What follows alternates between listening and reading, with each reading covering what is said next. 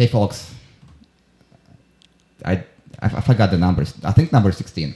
Number 16 of Sublime Studios podcast today, and I have very cool guests today, and they are in a very interesting fields of science and arts altogether.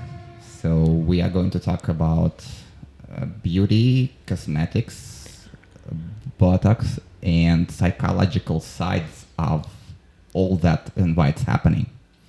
So first thing I want to do is I want you ladies to introduce yourself, and we are going to start with you.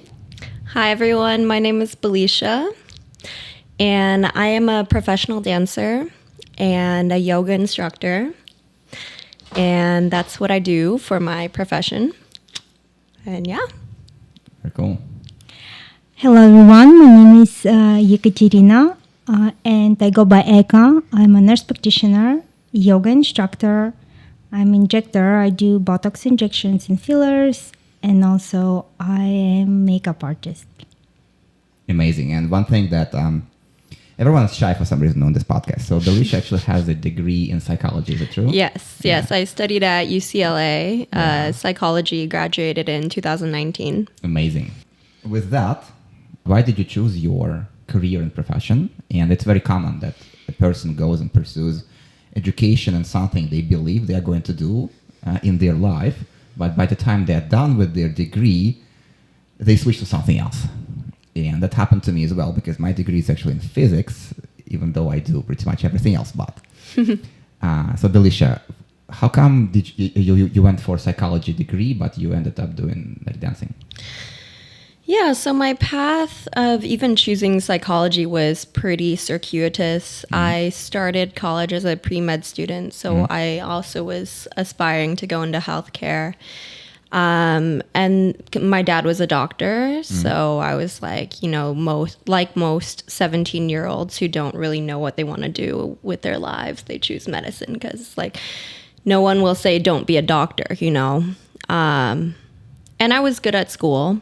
But then I got to college and I was like, I'm not really feeling the chemistry, biology classes. I didn't resonate very much with them. So I switched to psychology because I'm very interested in human behavior and always found that topic very fascinating. And then obviously I'm a dancer, so I'm not a psychologist or therapist by trade.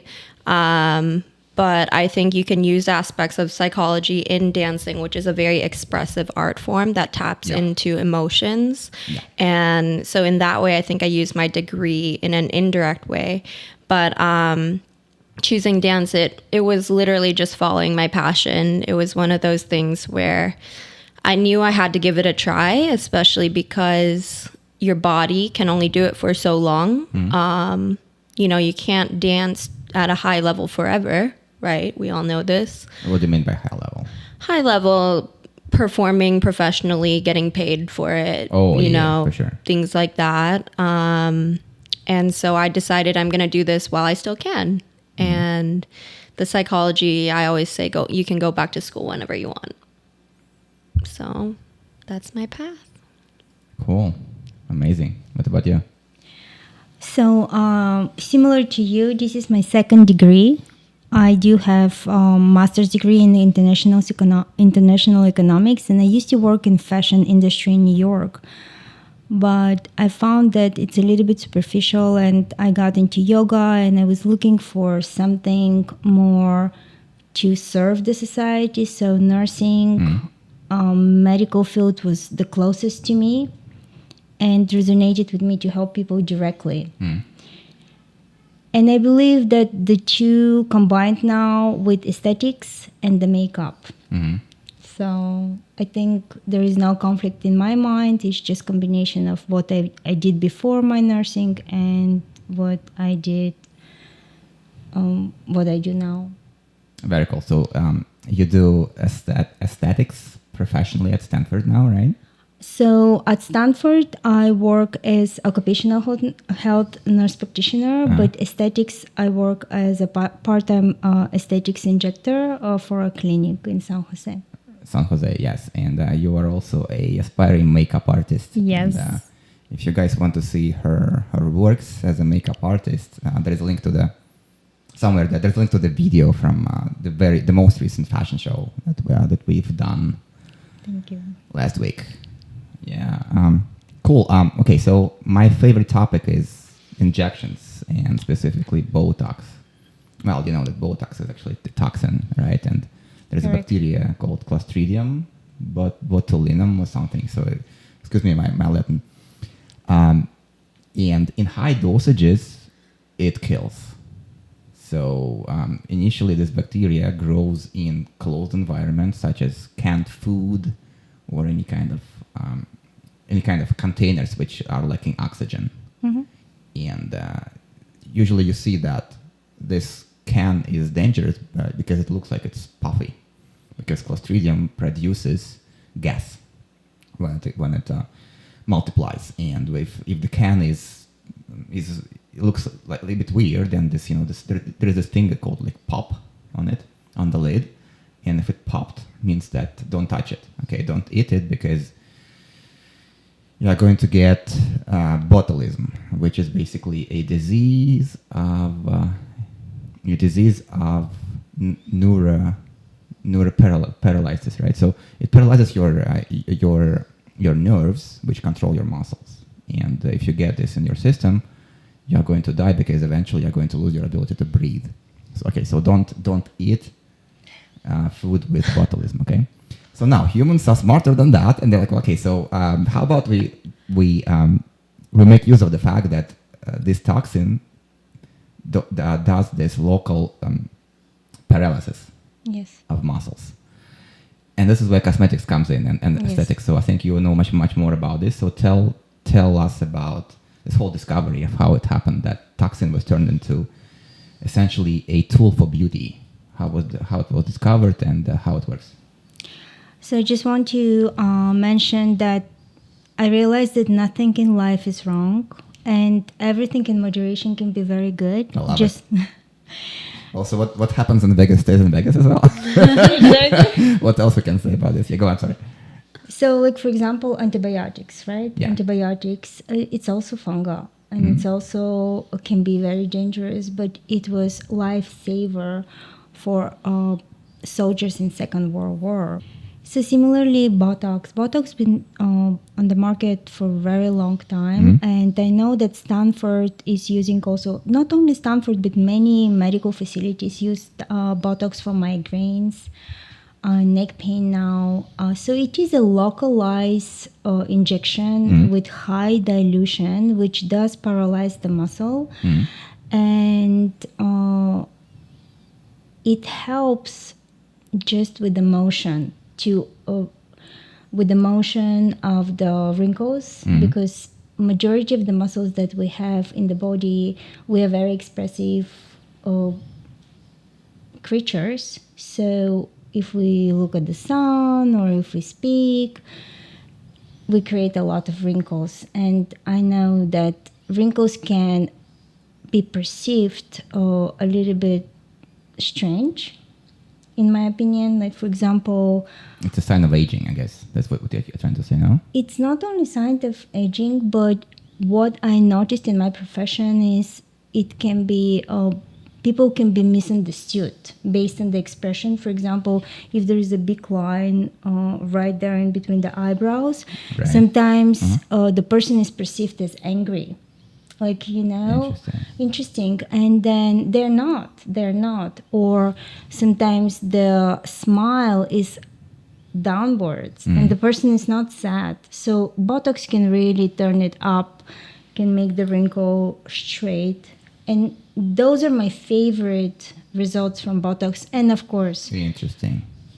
So it's wrinkles. not just a tool to make you look. It doesn't really make people look younger because you still look like you are old, but with Botox injection.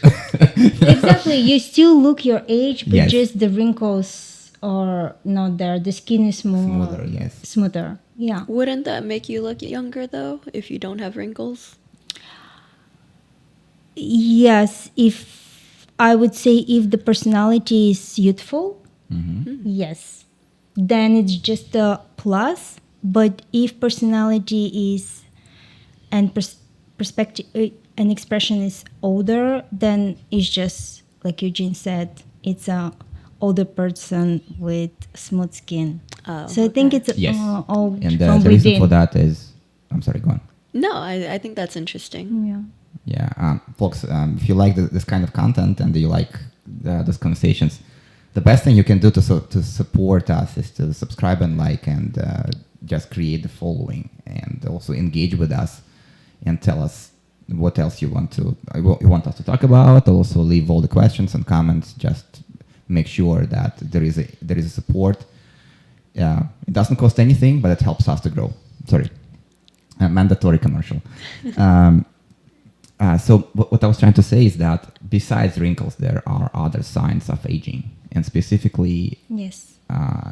the bone structures, nose, ears, those parts of the face, they keep growing through the whole life.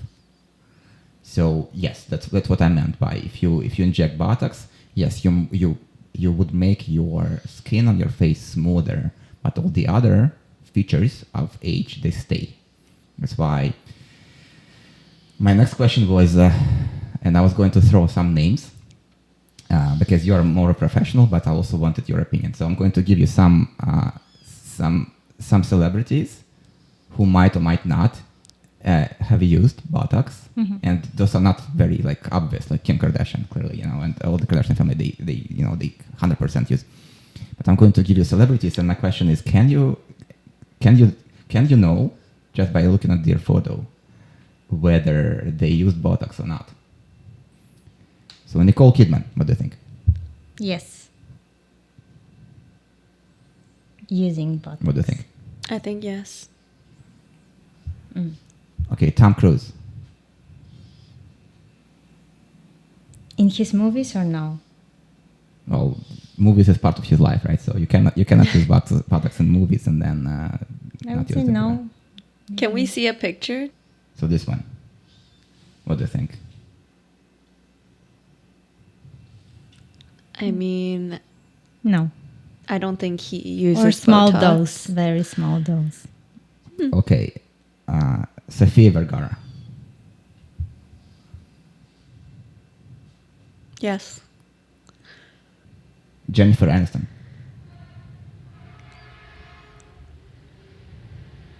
No.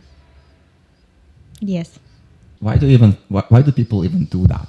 Like, why is it so important to look specific way, to come up with all those artificial ways of maintaining your youth and also the way you want to look compared to you actually looking, and also it translates into technology where we have like Facetune, FaceApp, and all the other machine learning applications which take your actual face and then do some subtle tweaks, and your face looks better. So why it happens? I think, Eka, I think I asked you the same question the other Yeah. day about this idea of beauty versus vanity. Yeah. And it's a topic that I myself have been thinking a lot about. I'm 25, so I'm obviously a far way from being at the age where I would want to consider Botox. I mean, that may not be altogether true. I'm sure there are plenty of 25-year-olds out there who do Botox, but I don't know. I think, yeah, I want to turn this question to Eka just because I asked it to you. Yeah. What is the difference between taking care of your outer appearance and wanting to preserve your beauty and vanity? Because the word vanity has a negative connotation to it. And I used to almost feel, I don't know if guilty is the right word, but I would feel kind of a moral questionability to putting so much emphasis into my outward appearance and wanting to do enhancements, like even if it's just makeup. Like as a dancer, it's an art form that is based on your outward appearance, how you move, how you look, the overall package. So you have to pay attention to that. You can't just neglect how you look and expect to create a product that is aesthetically pleasing to watch. But at the same time, I think as a yogi, like this is the yoga coming in, is this philosophy of I am not the body. Like I don't identify with the body. You know, I'm my soul, I'm my essence. My body is always changing and evolving, but I'm who I am is constant inside. So in an effort to try to embody this value, I've been trying to focus less on my outer appearance and place less, I guess, value to it. And I just want to hear your thoughts on how can I be a yogi at heart while also embracing my outward appearance and putting value to that without calling myself vain or superficial. Like, this is what I want to ask Eka. So, first of all, yoga is acceptance. And thank you so much. Absolutely valid question. So, let me give you my perspective. So, in my understanding, yoga is a discipline which is in full acceptance of the present moment and of the desire of the individual at this moment, as long as we don't harm anyone. I see the body as a temple where my spirit resides, or as a house or a vehicle that allows me to live this life in this moment of time. And just like sometimes you would like to clean your car, or you have the desire to remodel the house, sometimes I believe people have the desire to put some makeup or to look a little bit different, just out of expression. So from my understanding, I'm sorry to jump in. From my understanding, yoga teaches you to not change your body, or what does it mean? Yoga basically teaches us to accept the moment as it is. Present moment is inevitable. That's meaning right. if in this moment I have a desire to enhance this body and it doesn't harm anyone else, and it's not with attachment, oh my God, I have to do it, otherwise I'm gonna die. This is like, what may come, I have to do it. But it just comes spontaneously and it's effortless and it's beneficial for you, for others, and there is no harm to anyone else. Okay, so basically yoga doesn't tell you to not do that. So I think your question is about vanity. Yes, it might be perceived superficial, especially in some cultures, to go ahead with this whole plethora, variety of enhancements, starting from makeup all the way into plastic surgeries, implants, and whatever, right? So it's endless now, right? You can do whatever you want. You can turn yourself into anything you want to look. Yes. It might be perceived superficial, basically meaning that you are going for the looks and you don't have much of an essence to you. See? Yes. But my understanding is what you are saying is that if you feel like that and it doesn't harm anything else, then it doesn't really go against what yoga teaching. Is it true? That's true. This is how I feel, because if it's going to enhance your journey and make you more confident, I'm all for it, because I believe there is nothing wrong to feel confident. And if this is what makes you confident, it's okay, as long as it makes you confident and happy with yourself. And that's very, very deep statement, because you're talking about confidence and happiness. Yes. But it has two sides to this. So it's internal feeling of happiness, which is driven by societal reactions to you. Because yes, you do makeup because it makes you happy. Yes. But in reality, what happens is you go out and you get more engagement from everybody else because you look in a specific way. You see? So it's a form of, I don't know, societal conditioning, because society wants you to look in a specific way, and that's what I wanted to ask you. Do you believe that you are doing makeup for yourself, or do you believe that you are doing makeup because you want more people to like you? So is it external or internal? That's a really good question. I can answer this Yeah, go from on, my let's- perspective. We have lots of space on the memory card, so So basically, what yoga teaches us that you cannot 100% learn about yourself without the society. okay, makes So sense. it's very easy to be peaceful and dispassionate when you're in the mountains, in a monastery. There is no distractions. Eating absolutely healthy food. So you're saying that monks in Tibet don't use any makeup? It's not needed because there is no challenges, there is no stimulation to And no Instagram, no Instagram. because there is no reception in the mountains. There you go. But what I'm trying to say, it's not necessarily what yoga says, that everyone's journey is unique.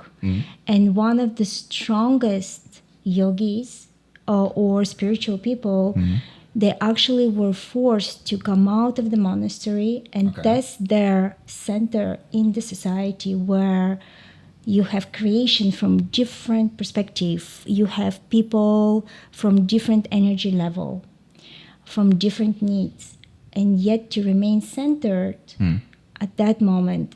That's the skill in action, they say. What do you mean centered? Can you describe this? Centered meaning you do what is needed to feel centered, regardless of what's happening. If for me, having a good makeup makes me more confident and happy, and I interact with people, it helps me. It's a tool for me to be more peaceful, for people to perceive me more peaceful. I take it as a plus because I like it, others like it. It's like being a flower in the society. I'm taking care of myself, and I'm bringing beauty to this world. I'm showing smile, and I don't see anything wrong in that. This is my personal understanding. Being in alignment with all the levels of my existence, and also present myself the way I think is good, and also other people enjoy it as well. I do it for both, for me and for them, as a service. All right. What do you think, Alicia? I think I can speak to the other perspective of doing it. Well, this is similar to you, doing it for yourself and for others. I resonate with, doing it for myself, like relating it to psychology. When you're feeling down or depressed or low self-esteem, makeup can be very powerful. It can be a healing agent for you to feel better in your own skin, and to look in the mirror and, actually like what you see staring back at you. When you're depressed, I call it having depression goggles. Everything is negative. All of your faults that you perceive about you are magnified. So when you look in the mirror, it just, at least this is my personal experiences, I just pick everything apart. Like, all my insecurities just get magnified tenfold. So sometimes when I'm in that state, I actually do find that makeup helps. Just doing basic makeup, it helps me feel less negative, and mirrors are everywhere, especially as a dancer, you can't avoid it. So that's why even before a practice session, not a performance, but just being in the studio, even by myself, like I like to do a little bit of light makeup just so I'm not, Right. I'm feeling at my highest vibration, so to speak. And so I can resonate with doing makeup for yourself to help you feel at your most confident and at your best, so that other people can be receiving the best version of yourself. Yeah, and the dancing studios are, well, notorious for having a lot of mirrors going on, because Yes. you have to control, like, visually your body language, Right. and this comes with perceiving your face as well. And it's Yeah. like, oh my god, I didn't do my makeup today. I feel horrible. Yeah. Yeah. Yeah. So now, question for you: do you know why beauty is universal? So basically, everybody does makeup in their own way, but there are common rules and techniques and common, I would say, a common image of a beautiful face versus maybe not so common image of not beautiful face. So do you know why beauty is so universal, pretty much across a lot of cultures? I was taking a psychology class in college, Yeah. and it was talking about what physiologically or physically the standards of beauty are. And one marker of beauty that we can measure is facial symmetry. Symmetry, right? So that's one, right, Eka? I think Yeah, you can correct. agree with Yeah. that. So a lot of what you do with the makeup is, say, if one of your eyes is a bit smaller, you can just like draw it a bit Yes. longer, and make it a bit more symmetric. So Yeah. So there's Yeah, go on. that. Go on. There's another one. It's called Neoteny, Neotony, and it's this idea of having a baby face. Baby face, like having the cute face, right? How when we all see babies, they have high neoteny, they're very cute, and evolutionarily it serves that purpose because that feeling of cuteness that the baby evokes, it brings out the tenderness and warmth and caring that we have to give to babies. So that's why they are so cute, right? And then as we grow, we lose that neoteny, like naturally, we lose the baby face. right. But they say that standard of beauty is if you have a baby face, like if you are high in neoteny, that is considered cute and Yeah, maybe so more aesthetically pleasing. Let me ask you this. So, and that's probably a known story by now. So, you know what is OnlyFans, right? Yeah. Yes. So there was an account. There was a girl who was purposefully applying a filter to herself, which made her look like she's 12.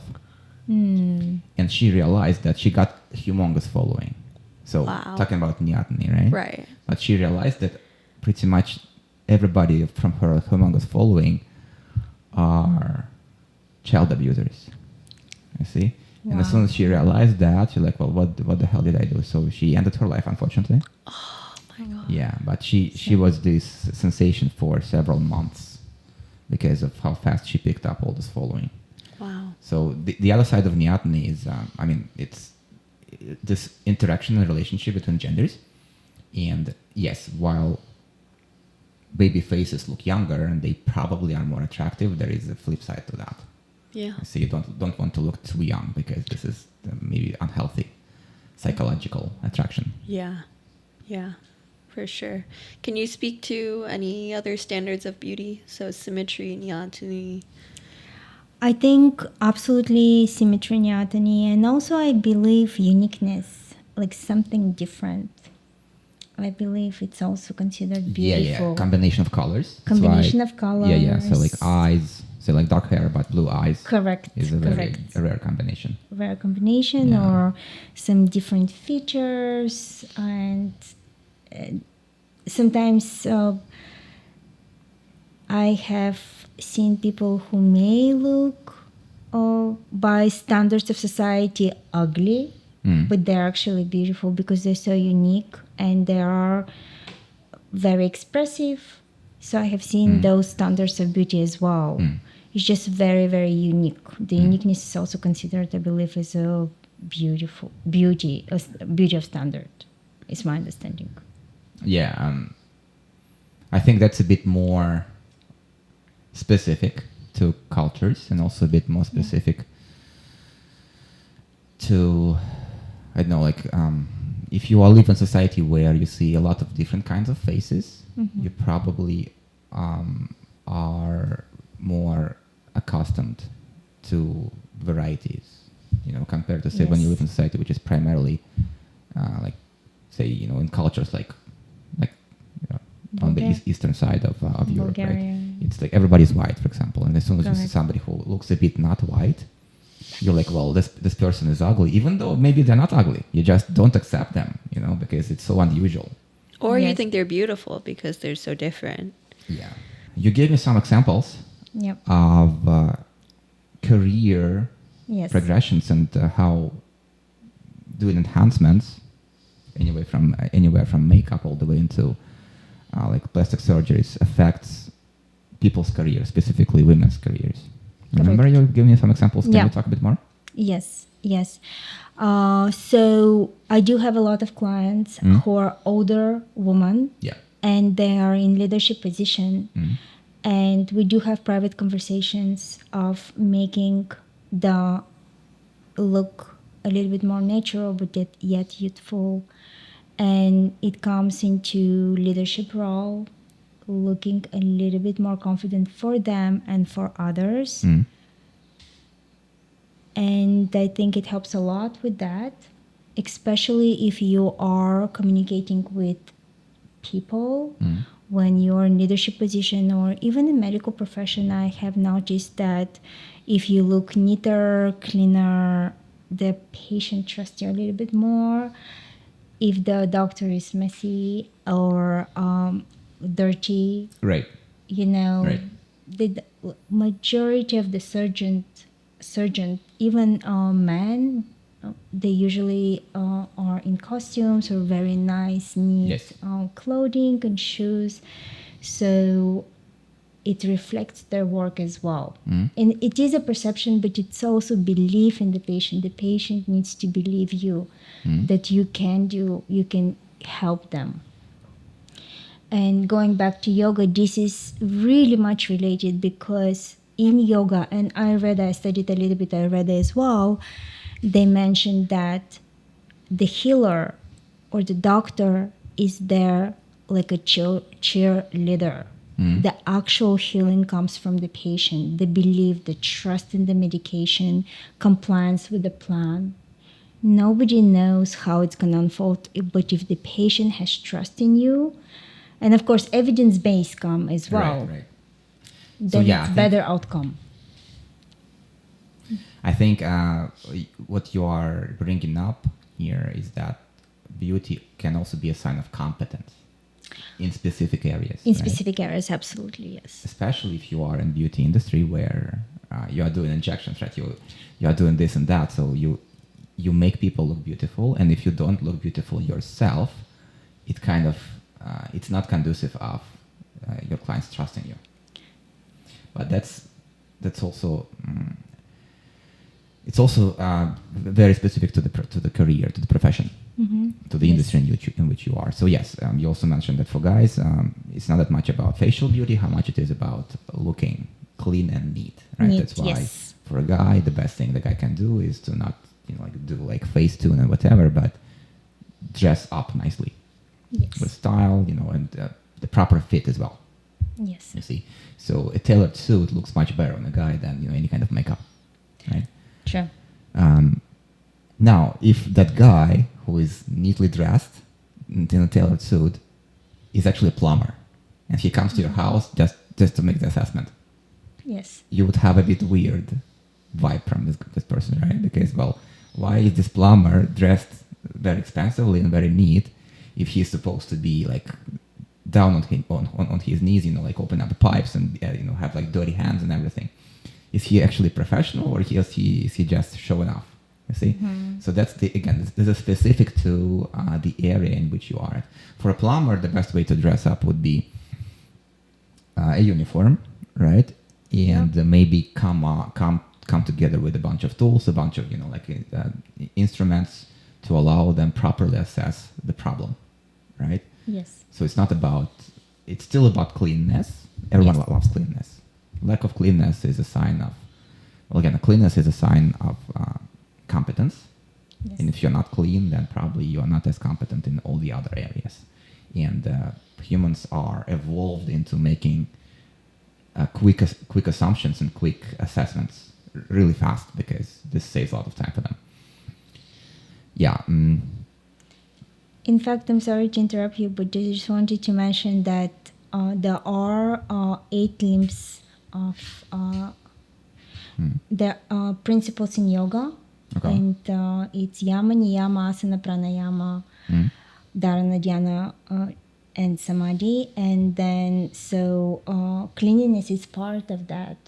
They say it's Okay. very important because when you keep clean external, you keep clean internal. The mind loves cleanliness. It's just you help the mind to be more peaceful just by externally clean itself. Like just the environment, you make the environment clean, you're already one step closer to peaceful state of mind. Right, right. And I guess the reason why it makes a good impression is because cleanness requires effort. Yes. Because if you just leave things as they are, the nature, well, there is entropy, and entropy means that everything moves away from the state where it was towards like total chaos. And if you just leave things where they are, it will become a duty automatically for you. So it takes effort and time to maintain cleanness, which Yes. means that you are at least able to do that. Correct. Yeah. Very cool. Sometimes the perception of beauty, especially now with all the social media, is so distorted because, well, with all the technology and all the machine learning, nobody posts pictures of themselves as they are on Instagram, on TikTok, and whatever. It's all about filters. And younger girls who are just growing up and they're trying to kind of calibrate their perception of their self-image and their beauty, they believe that what they see on social media is the way they also should be looking. And when they go and look at themselves in the mirror, it's like a huge gap. And unfortunately, there is no way you're going to look as good as image of you with a bunch of machine learning on top of it. So as you mentioned, it's Neoteny. It's also symmetry. It's also uniqueness and whatnot, right? You can bring all of that in a subtle way, which applications like Face2 and FaceApp do. And there is no way you're going to look as good as this software will make you. So unfortunately for younger girls, it comes with this huge, deep misunderstanding, and it also drives their unhappiness, depression, and all the way into like suicidal thoughts. And I wonder if you have anybody who you knew that went through a stage in their lives when they were specifically disoriented by social media, and they were expecting a lot from themselves, even unreasonable expectations, all the way up to some tragedy could have happened or was avoided, hopefully avoided. Of course. Yeah. The reason why I'm asking is because like now there is lots of push, even through legislation, to kind of filter the social media specifically for younger kids, such that younger kids could be exposed less to this artificialness of it. And the reason why it's happening is what I wanted to get some examples from you. Yeah, I mean, obviously the topic of suicide is very difficult. I lost a friend to suicide. It wasn't for the reason of, because of social media pressures, but she was 24 when it happened, very young. So I think it's really challenging as a young person. I'm 25. I grew up in the digital era. I was, I think, 13 or 14 when I first came across Instagram. And then I made my first Instagram account early high school. And yeah, I think it has evolved. The platform has evolved. I think in the past it was very much, people weren't really posting much of their faces. Like, yeah, there were selfies and things like that. But I mean, I would used to post a lot of food pictures, pictures of food, pictures of, nature or whatnot. People still do that. People still do that, of course. What I had for breakfast. That's more of like I think posting on their story, maybe. But these days, though, it's like I'm seeing all these pictures of beautiful women and celebrities, and it just inundates my feed. And I'm just like, it's inevitable that when I'm scrolling, like every single post is of a beautiful face. And me personally, like I don't think I struggle that much with pressure of comparing myself to it, at least not on a conscious level. I think subconsciously it can do all sorts of things to your brain when you're Yeah. just being inundated with that kind of those beauty standards. Yeah, you think it's normal. You think it's normalized, and you think if I don't fit that, like there's something must be wrong with me. There's like a fault in my appearance that must be fixed, or something that if I don't look like that, I am inadequate in some way, Yeah. or I'm not beautiful. And this is a really damaging message to young people, especially young girls, who, especially if they grew up and this is all they ever knew, you know?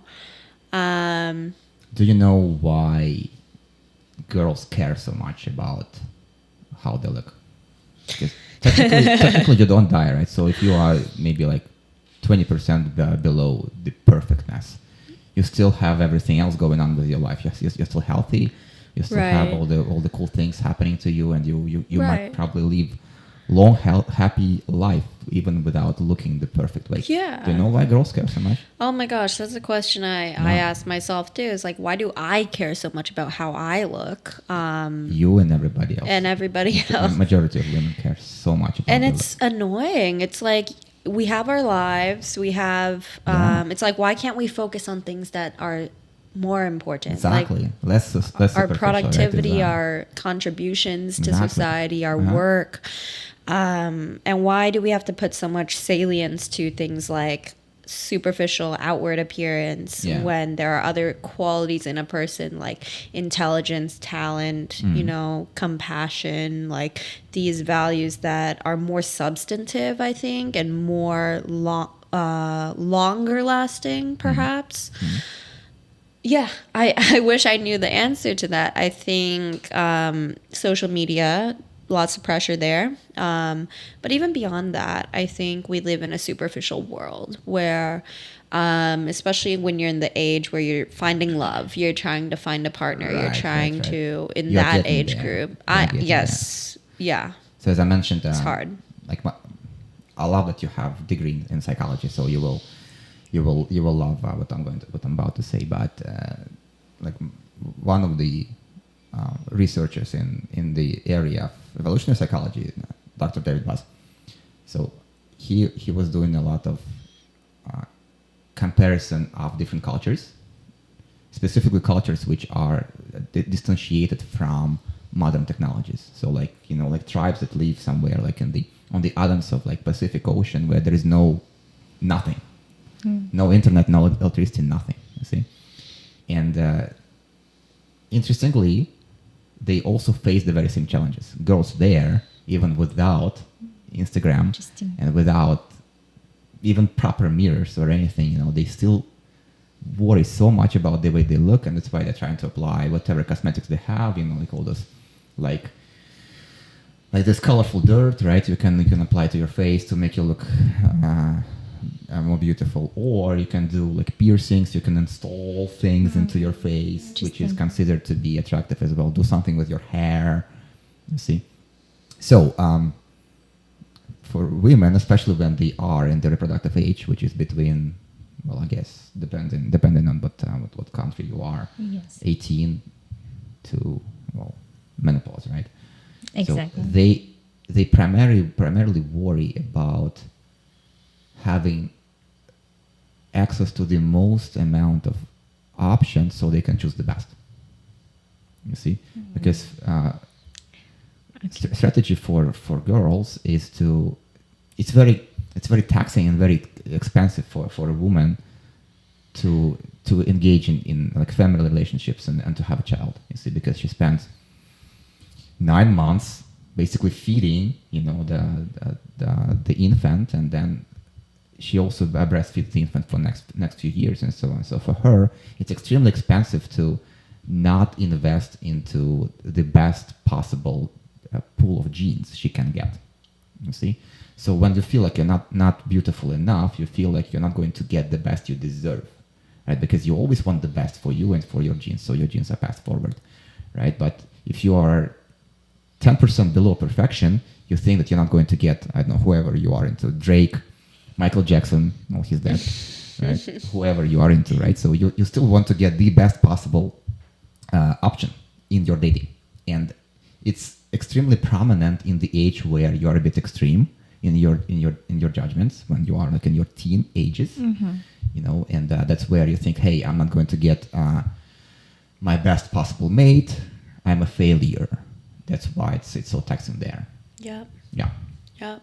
And I think when you're at that age, when you're very young, I think your worldview is not very developed. You are nurturing some of the more substantive qualities of your personality is maybe in the baking phase, and then your physical appearance is the most direct thing you can change and alter and focus on. I think when we're young, we're all pretty superficial, and then life kind of has a way of, you know, and also when you are young, your world is much smaller. Exactly.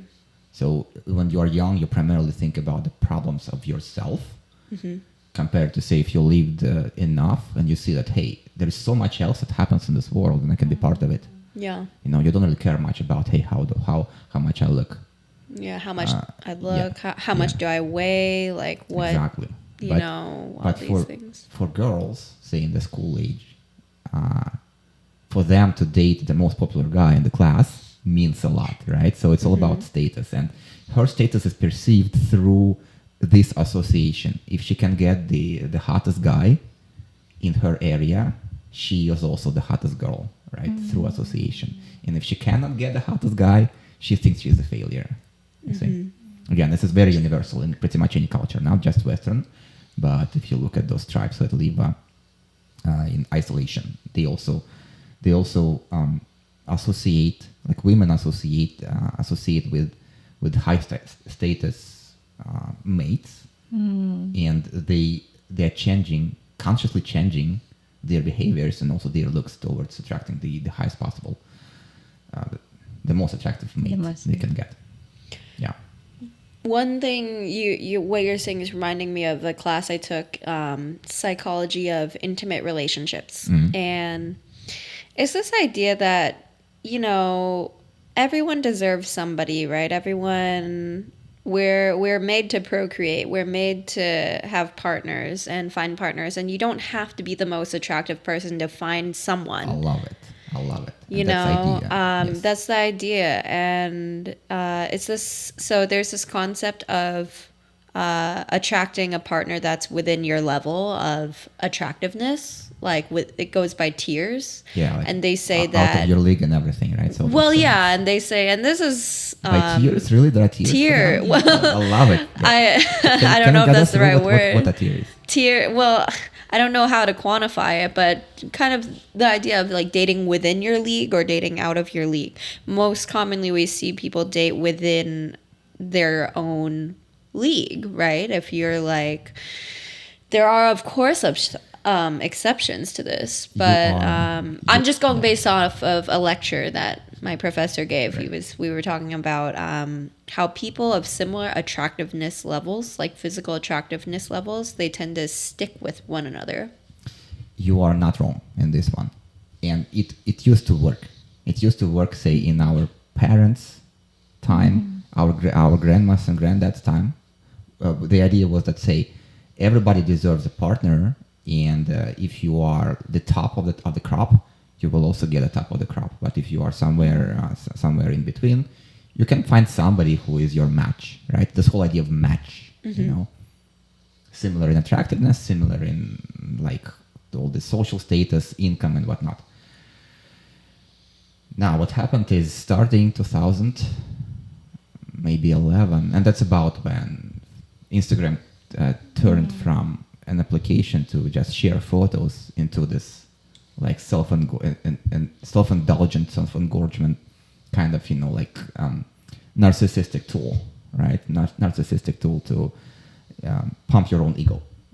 You see, so starting about that time, what we see is about, and that's from research. There is a Pew Research study which says that about 65 or 67% of guys in the age of 20 to 30 are single. they cannot find a mate, you see. But only 30% of girls in this very same age are single.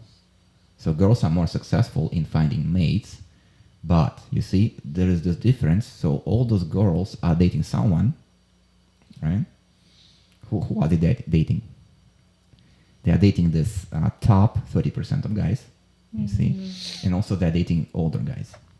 So what we're seeing is it's becoming more and more common for a younger girl to date somebody who is 10, 15 years older, you see, because of their status, of their money, of their access to resources, and so on. So where I'm going with all this is that in modern age, in our age, unfortunately, and we live, or fortunately, if you know how to make use of it, or unfortunately, if you're just like, well, hey, I'm used to this idea that I'm going to get somebody, but where is my match, right? So no, you're doing it wrong. It's not the case anymore. So your parents, well, my parents specifically, I don't know about your parents, but my parents and also my grandma, she's very loud about this whole idea that I need to get married to somebody who is okay with me just passing my genes forward, so just get somebody,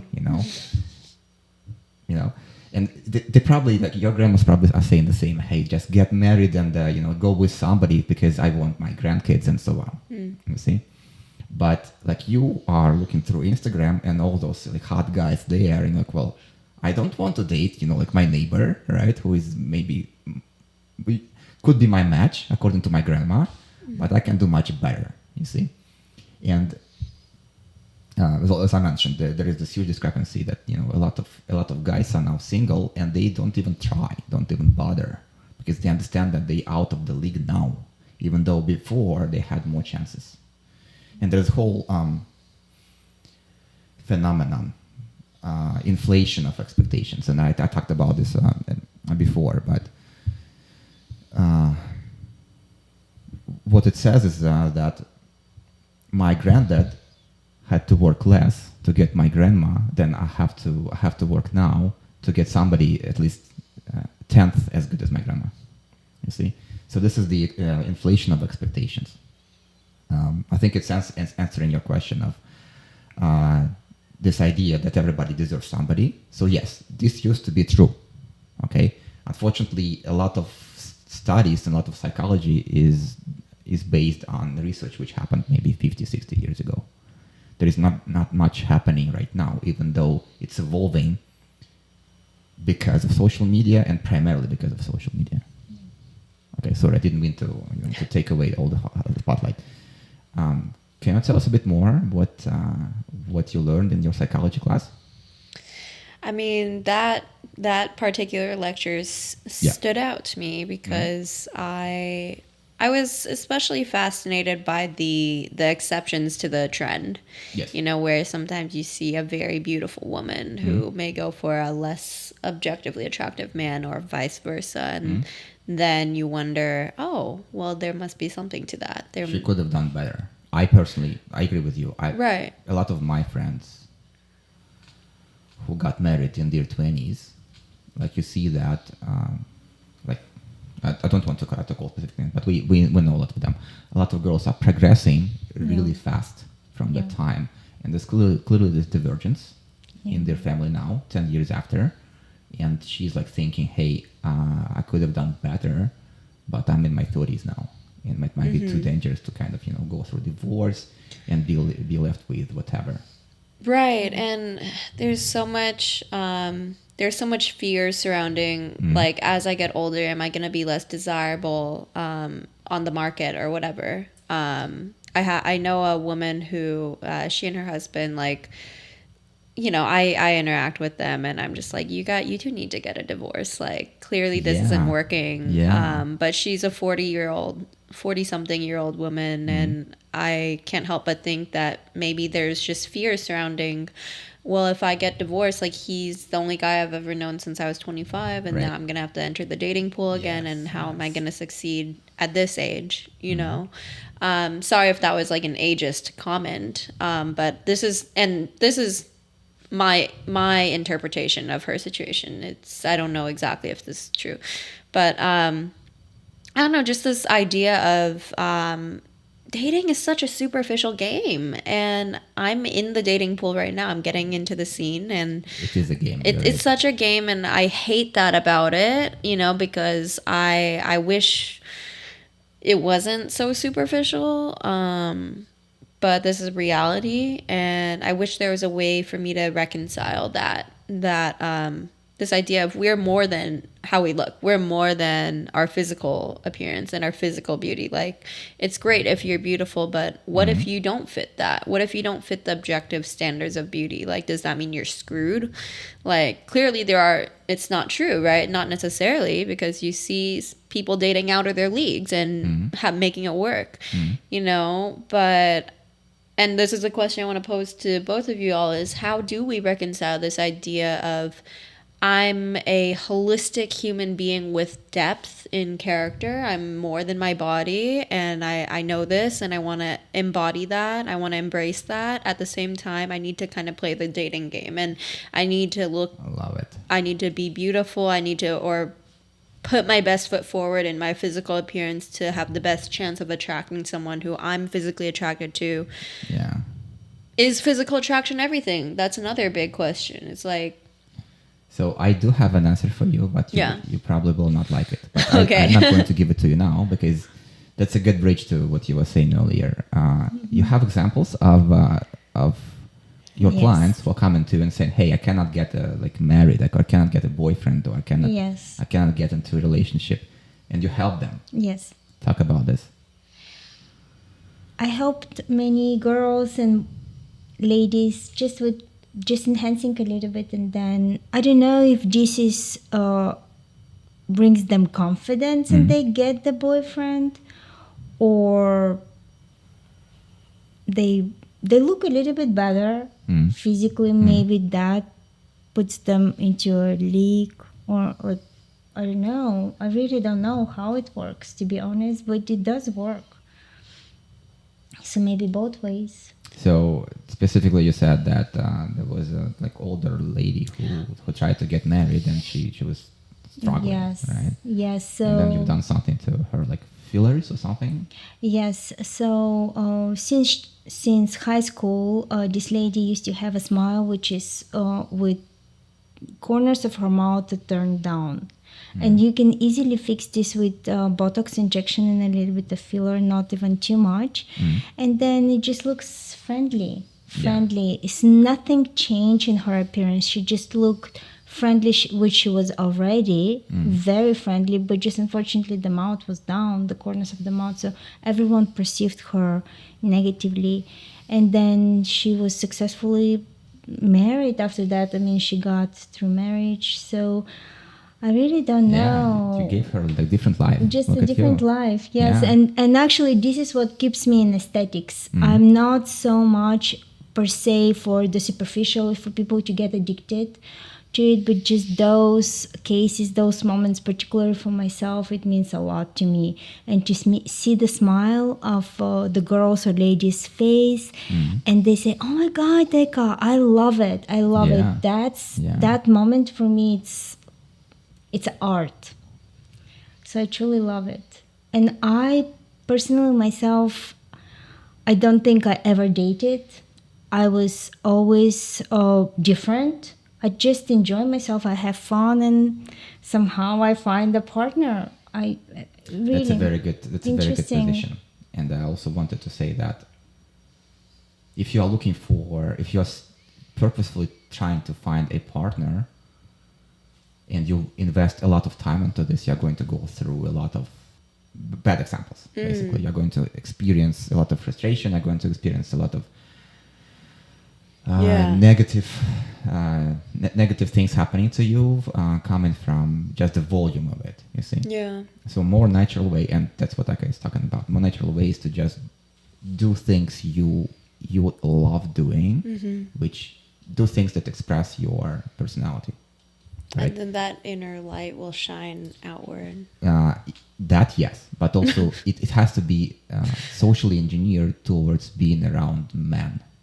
You see, so if you want to find somebody who is into yoga, go to a yoga class where there are men. This is probably how you found your husband, right? I never really planned. It's really You see? interesting life. Yes. I yes. just all I did I was volunteering out of joy. I wanted to volunteer. I wanted to see people to be happy, and I always had the time. Everyone who needs someone calls me, and I'm there for them. So they give me an opportunity to volunteer, and then my husband, he was guest teacher, so nobody was there to drive him around, so I was driving him around. I never had any agenda, and then he would just keep calling me back, and then we connected, and it It's a just beautiful happened. story. She was doing something very focused on her area of enjoyment, which is Right. yoga, you see. And she found somebody who is maybe not so conventional according to like Western realities, different culture. You know, Yes. yoga also is very specific to some Yes. cultures, right? Maybe Yes. less specific to other cultures. And this different culture brought her somebody who she wasn't even aware that would be a partner for her. Right. Yes. But now when you are Yes. going to say, I don't know if you are doing like using like online dating apps or anything. Yeah, I mean, Tinder, Hinge, Bumble, Coffee Meets Bagel. You sound like a professional. I'm not. I'm currently off the dating apps, but I've had my experience with them. I think and I wanted to touch on this dating apps. It's so fucking superficial. Sorry, am I allowed to swear on this podcast? They are. You can do whatever. Okay, yeah. it's so fucking First superficial. Amendment allows you to use any kind of word. And the way that guys swipe versus women is interesting. I had a guy friend, and he was driving his car, one hand on the wheel, the other hand was on his phone, and his phone was down there, like out of visual field, and he's just swiping his thumb right. And I'm like, what are you doing? He's like, oh, I'm swiping on Tinder. I'm like, wait, that's how you swipe? You aren't even looking at your phone. You aren't even choosing, like, you aren't being selective. You're just going, you know? And I was like, why do they do it like this? Because the way I swipe on Tinder is very different. I'm like left, like maybe like 1 out of 20 is a right. The moral of the story is that dating is a different game from men to women. That's Like right. very, very That's different. right. And for online specifically, guys swipe on 80% on average. 80% of swipes are right swipes for guys. Question for you: what's the average swipe right rate for a girl? For women? Yes. Well, for me personally, maybe like 15%. Well, yes, and it's very generous. For every really? girl, it's less than 1%. Wow. Yeah. So she has to go through 100 of profiles to swipe right on one. Yes, and that's specifically because women are extremely selective because of how expensive it is for them to engage in a wrong relationship. Definitely. You see? And guy strategy is the opposite of it. They're trying to maximize their options, and that's why they just keep swiping. There are automation tools for that, you see. And luckily, Tinder algorithms are aware of that, and the more you swipe right, the lower is your profile in the ranking. So the more selective your profile is, the higher you're going to be. And the reason why it's important is, say if you have, I don't know, 10 to 15 to 50, depending on application, profiles to go over, whether you're going to make it in the batch or not depends on your ranking. And if you swipe right on everybody, you will never show up in your matches batch at all. You see? So yes, lots of guys are doing that, and it's just not a way to get anywhere at all. Right. Yeah. You seem to know a lot about Tinder. I know a lot about online dating. Personal experience, I assume? I don't do this anymore. Like I don't, because online dating got screwed maybe 5 years ago. Like it used to work really well when there were not so many people Yeah. on this. Like now there are maybe 60% more guys on dating apps than there are girls. So there are just fewer options for guys to swipe. And secondly, for guys are ranked really low, just by the algorithm. So the way to be ahead of it is to buy this paid features, such as, say, boosts, highlights, or whatever it is. So yes, they work amazingly, and I can teach a trick. I don't use it anymore, so I don't care. But you can buy a boost. I think on Tinder it's called Boost, right? And use this boost. It's about half an hour long. Use this boost between like 7 and 9 p.m. On weekends, it works really well, and sometimes on the weekdays. And this will give you the matches. Yes. It costs money, though. So the reason why it works is because Tinder is a for-profit corporation. You see, so they let you do what you want them to do if you pay them money. Yeah, it's all about money, unfortunately. It's business, okay? And unfortunately, you are being used as the vehicle to generate revenue for those companies. And this circles back to the topic of beauty and how being a physically attractive, objectively attractive person can serve in your favor. Yeah, you asked a question, and as I mentioned, I do have an answer to this question, but you will not like it. Okay.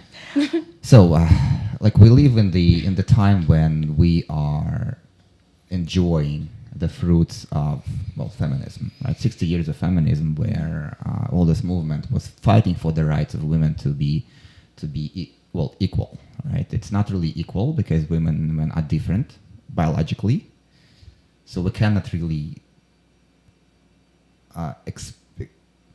experience equal behaviors. You will never go to a bar and start approaching men, right? I mean, I have, but probably. But probably you don't do it as often as a guy would do, right? So, but yeah, it's interesting if you do it yourself. I mean, Yeah. it's all about confidence. It is, yes. So you will never do the very same. You will never employ the very same strategies as men employ in dating market. You will not be swiping when you drive, right? Swiping right? So it's another example, right? So what feminism gave you is it gave you all those opportunities to live fulfilled life without putting this intergender relationship in the center of it. So it gave you opportunity to progress in your career, to make as much money as a guy would do. The reason why women don't make as much money as men still, even after 60 years of feminism, is because women are just generally less interested in making that much money. They can, but they just choose to not pursue all this money. Some of them do, and some of them are quite successful in this. Like, we have lots of examples of women being extremely successful in business. Celebrities, like Kim Kardashian, right? So we have Christina Aguilera, we have J-Lo, we have, we have like a bunch of women in tech, right? Sheryl Sandberg, for example, right? So there are lots of examples of women in business or in any other money-making industries being extremely successful, but just fewer women choose that route because women have much more. They have different aspirations and they care about other things. Men care primarily about status and money. Women care about a lot of other things. So what do you think, Eka? What do we care about? What do you care about? I do care about status and money. I do care. In this case, I would say, I do. Yeah, I do. case, I'm maybe an exception. Yeah. I do care about status. I always been in leadership position at my work. I don't know. Maybe I'm an exception. I don't know. But I do care about that. In this case, you're in the wrong industry. You could have gone to politics, for example.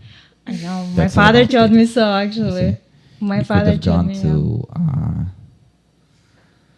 to. I know, like with technology, it also gives you management, and technology gives you lots of exposure. You see, so being a social person, not social, but being a public person. Yes. You see, somebody who is in front of the camera every time, somebody who is, you're going kind of that way because you're going to the same acting class as me. Yes.